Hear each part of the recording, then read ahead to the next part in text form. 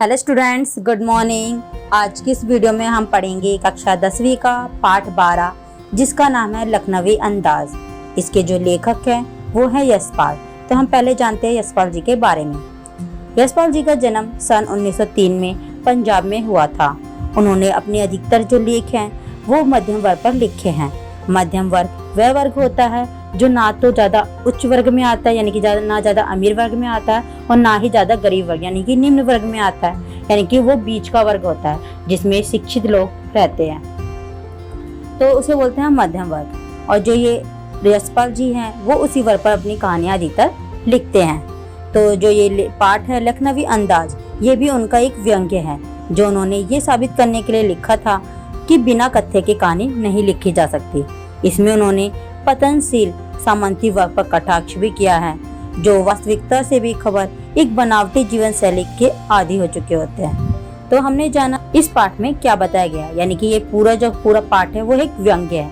आप सोच रहे होंगे ये व्यंग्य क्या होता है। व्यंग्य होता है, व्यंग्य अंग्रेजी के सटायर शब्द का हिंदी रूपांतर है और इस आधार पर किसी व्यक्ति या समाज की बुराई को सीधे शब्दों में ना कहकर उल्टे या टेढ़े शब्दों में व्यक्त किया जाता है, जिसको हम बोलते हैं व्यंग्य। जिसे हम आम बोलचाल की भाषा में ताना भी बोलते हैं।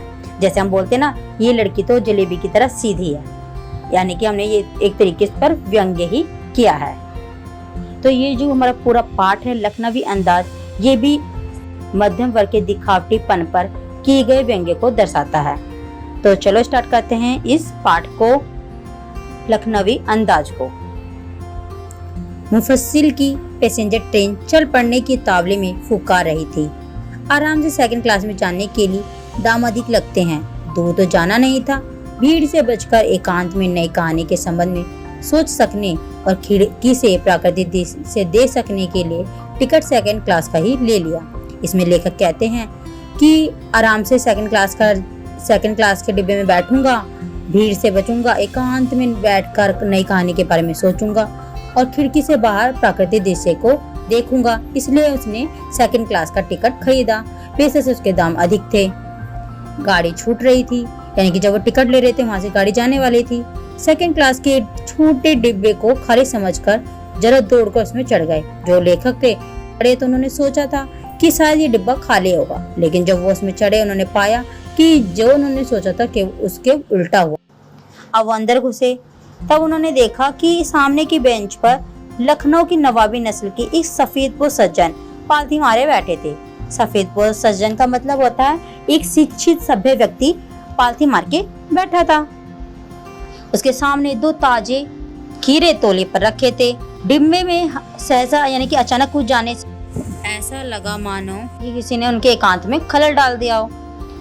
अब वो उन्होंने सोचा, जो लेखक है वो सोचता है कि शायद ये भी कुछ सोच रहे होंगे, चिंतन कर रहे होंगे। फिर उन्होंने देखा कि वो खीरी जैसी अपदार्थ वस्तु का शोक करते देखी जाने की संकोच में हो, और फिर उन्होंने सोचा कि कहीं ये इस मामूली से खीरे का जो उन्हें शौक होगा और उसको खाने का वो संकोच कर रहे हैं उसके सामने। वो लेकर सोचते हैं। नवाब साहब ने संगति के लिए उत्साह नहीं दिखाया। नवाब साहब ने बिल्कुल भी उनसे बातचीत नहीं की, यानी कि बिल्कुल भी थोड़ा भी सहयोग नहीं दिखाया उनके साथ। बातचीत में कोई उत्साह नहीं दिखाया। फिर लेखक कह रहे, जब ये मुझसे बात नहीं करना चाहता मैं क्यों करूं। उन्होंने भी अपने आत्म सम्मान में आंखें चुरा ली, लेखक ने भी। अब वो खाली बैठ के सोचने लगे। अब वो सोचने लगे कि नवाब साहब की असुविधा और संकोच के कारण को अनुमान लगाने लगे कि नवाब साहब को किस चीज का संकोच हो रहा था, उन्हें कौन सी असुविधा होगी। तो वो उसका अनुमान लगाते हैं। सोचते हैं कि नवाब साहब ने बिल्कुल अकेले यात्रा कर सकने के अनुमान में किफायत के विचार से सेकंड क्लास का टिकट खरीद लिया हो। कि वो सोच रहे थे कि शायद नवाब साहब ने अकेले यात्रा करना चाहते हो, इसलिए उन्होंने सेकंड क्लास का टिकट खरीदा होगा। और अब गवारा ना हो कि शहर का कोई सफेदपोश उन्हें मंझले दर्जे के लिए सफर का वक्त काटने के लिए खीरे खरीदे होंगे। और अब किसी सफेदपोश के सामने खीरे कैसे खाएं, कि उन्होंने अब अकेले सफर कैसे करेंगे, इसके लिए उन्होंने खीरे खरीदे होंगे। और किसी सफेदपोश यानी कि किसी अन्य सज्जन व्यक्ति के आगे उस मामले से खीरे को कैसे खाएं, वो इसके बारे में संकोच कर रहे होंगे। ये सब लेखक सोचते हैं। हम कनखिया से नवाब साहब की ओर देखते रहे। कनखियों मतलब होता है नजरें छिपाकर, यानी कि तिरछी नजरों से देखना। अब वो अपनी नजर छिपा करनी है, उनको देखने लगे नवाब साहब को। नवाब साहब कुछ देर गाड़ी की खिड़की से बाहर देखकर स्थिति पर गौर करते रहे।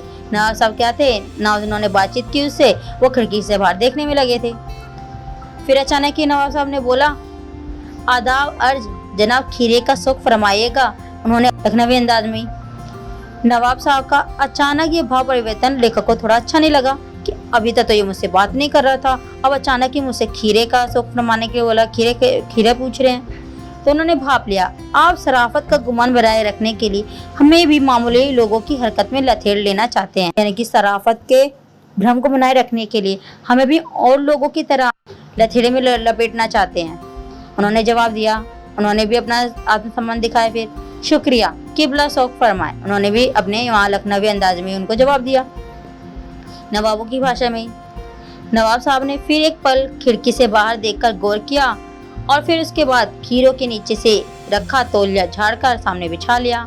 सीट के नीचे से लोटा उठाकर दोनों खीरों को खिड़की से बाहर धोया, फिर तौलिए से पोंछ लिया, जेब से चाकू निकाला, दोनों खीरे के जो सिर थे काटे और उन्हें गोदकर झाग निकाला। गोदकर झाग निकालने का मतलब उनको रगड़ा और फिर झाग निकाला। जैसे हम खीरे को जब रगड़ते तो देखते हो ना, उसके अंदर झाग आता है जिससे उसका कड़वापन दूर हो जाता है। ऐसी लेखक नवाब साहब ने भी किया। फिर खीरों को बहुत एहतियात से छीलकर फाकों को करीने से तौलिए पर सजाते गए। अब उन्होंने क्या करा, उनकी फाके काटी और उन्हें अच्छे से तौलिए पर रख दिया। लखनऊ स्टेशन पर खीरा बेचने वाले खीरे के इस्तेमाल का तरीका जानते हैं। लखनऊ स्टेशन पर जो भी खीरा बेचने वाला होता है वो खीरे को किस तरीके से प्रयोग में लाना है वो उसका तरीका जानते हैं। वो ग्राहक के लिए जीरा मिला नमक, पिसी हुई लाल मिर्च की पुड़िया भी हाजिर कर देते हैं। ग्राहकों के लिए वो क्या बना के रखते हैं, पुड़िया बना के रखते हैं जिसमें जीरा मिला नमक होता है और पिसी हुई लाल मिर्च होती है। नवाब साहब ने भी बहुत ही अच्छे तरीके से खीरे की फाकों पर वो जो चूरन था, जीरा मिला नमक, लाल मिर्च उस पर बुरक दी, यानी कि छिड़क दी। उनकी प्रत्येक भाव भंगिमा और जबड़ों के स्फुरण से स्पष्ट था कि उस प्रक्रिया में उनका मुख खीरे की रस स्वादन की कल्पना में प्लावित हो रहा था कि अब वो जब खीरे पे ये कर रहे थे तो उनके जो चेहरे पे एक्सप्रेशन आ रहे थे, उनके मुंह में खीरे को देखकर जिस तरीके से पानी आ रहा था वो उनके चेहरे से साफ झलक रहा था। लेखक ये देख रहे थे। हम कनखियों से देखकर सोच रहे थे मियाँ रईस बनते हैं, लेकिन लोगों की नजरों से बच सकने के ख्याल में अपनी असलियत पर उतर आए हैं। नवाब साहब ने फिर लेखक की ओर देखा और बोला, वल्लाह शौक कीजिए, लखनऊ का बालम खीरा है। बालम खीरा यानी कि एक खीरे की नस्ल होती है, जैसे आम की होती है ना, लंगड़ा आम, दशहरी आम, इसी तरीके से ये भी खीरे की एक नस्ल है। नमक में छिड़क दिए जाने से ताजे खीरे की पनियाती फांके देखकर पानी मुंह में जरूर आ रहा था, लेकिन इनकार कर चुके थे। आत्मसम्मान निभाना ही उचित समझा। उत्तर दिया, शुक्रिया, इस वक्त तलब महसूस नहीं हो रही, मैदा भी कमजोर है, किबला शौक फरमाए। अब जैसी जब नवाब साहब थे खीरे की फाकों पर नमक मिर्च का वो पाउडर जब छिड़क रहे थे तो उससे पानी सा निकल रहा था। उस पानी को देखकर लेखक के मुंह में भी बहुत पानी आ रहा था। वो उसे खाना चाहते थे लेकिन फिर भी वो इनकार कर देते हैं। जैसे होता है ना कुछ लोग कि उनको खाने का तो बहुत मन करता है दूसरे का खाना, लेकिन बेचारे वो कि ये मेरे बारे में क्या सोचेगा, इसलिए वो खाते नहीं हैं, मुंह में ही पानी लेके बैठ जाते हैं। इसी तरीके से लेखक होते हैं, उनके मुंह में पानी आता है लेकिन वो चुप रहते हैं। फिर आत्मसम्मान दिखाते हैं और कहते हैं, शुक्रिया, इस वक्त तलब महसूस नहीं हो रही है, मैदा भी कमजोर है। मैदा या पेट, मैदा का अर्थ यहाँ पेट से है कि इस वक्त मेरा पेट भी कमजोर है, आप ही इसे खाइए। नवाब साहब ने सातरिस आंखों से नमक मिर्च के संयोग से चमकती खीरे की फाकों की ओर देखा। नवाब साहब उन खीरे की जो उन्होंने अच्छे से बनाई थी, खीरे की फाकों पर चूरे उन्होंने डाल के अच्छे से तैयार की थी, उनको देखा। अब वो क्या करे, एक एक खीरे को उठाकर अपने होठों तक ले लाते, फिर उसकी फाक को सूंघते और उसके स्वाद का आनंद लेने के लिए आंखें मूंद लेते। जैसे अगर हमको कोई स्वादिष्ट चीज दिखती है, उसकी सुगंध आती है, हम क्या करते हैं, आंखें बंद करके उसकी सुगंध लेते हैं। उसी तरीके से जो नवाब साहब थे वो भी उस खीरे की सुगंध को ले रहे थे और सुगंध लेने से ही ऐसा लग रहा था जैसे उनका पेट भर रहा हो। मुंह में भरा पानी का घूंट गले से उतर गया। अब जब कोई अत्यंत स्वादिष्ट चीज होती है तो क्या आता है, उसे देख के हमारे मुंह में पानी आता है। इसी तरीके से जो नवाब साहब थे उनके मुंह में पानी आने लग गया। तब नवाब साहब ने क्या करा, उसी के घुट गले में उतार लिए। तब नवाब साहब ने फांक को खिड़की से बाहर छोड़ दिया, यानी कि सूंघते, उसका स्वाद लेते यानी कि जी में, यानी कि हृदय में, वो हृदय से वो तृप्त हो जाते और खीरे को वो खिड़की से बाहर फेंक देते। नवाब साहब खीरे की फाकों को नाक के पास ले जाते, यानी कि बार बार वो ऐसे करते और फिर उसका रस स्वादन करते और बाकी का खीरा फेंक देते। अब वो एक ही सारी खीरों को ऐसे फेंकते गए और फिर उन्होंने क्या करा, हाथ तौलिए से पोंछे, होठ भी पोंछ लिए और गर्व से गुलाबी आंखों से हमारी ओर देख लिया, मानो कह रहे हो ये है खानदानी रईसों का तरीका। नवाब साहब खीरे की तैयारी और इस्तेमाल से थककर लेट गए। अब नवाब साहब ने खीरे की जो इतनी तैयारी की थी और उसका इस्तेमाल किया था, उससे वो थककर लेट गए। हमें तस्लीम में सिर खम कर लेना पड़ा। तस्लीम का मतलब होता है सम्मान में, सिर खम कर लेना का मतलब होता है झुकाना। कि अब क्या करा, उन्होंने भी उनके सम्मान में सिर झुकाया और अपनी खानदानी यानी कि तहजीब को प्रकट किया। उन्होंने भी अपनी शिष्टता को व्यक्त किया, अपनी कोमलता को व्यक्त किया। वहाँ हम गौर कर रहे थे, खीरा इस्तेमाल करने के इस तरीके को खीरे की सुगंध और स्वाद की कल्पना से संतुष्ट होने का सूक्ष्म, नफीस या एब्स्ट्रैक्ट तरीका जरूर कहा जा सकता है। अब वो कह रहे थे खीरा इस्तेमाल करने के इस तरीके को हम ये कह सकते हैं कि ये छोटा और बढ़िया तरीका है खीरे का इस्तेमाल करने का। परंतु क्या ऐसे तरीके से उधर की तृप्ति भी हो सकती है? क्या ऐसे करने से हमारा हृदय भी तृप्त हो सकता है? वो लेखक सोचता है। नवाब साहब की ओर से भरे पेट के ऊंचे डकार का शब्द सुनाई दिया और नवाब साहब ने हमारी ओर देखकर कह दिया, खीरा लजीज होता है लेकिन होता है शकील, ना मुराद मैदे पर बोझ डाल देता है।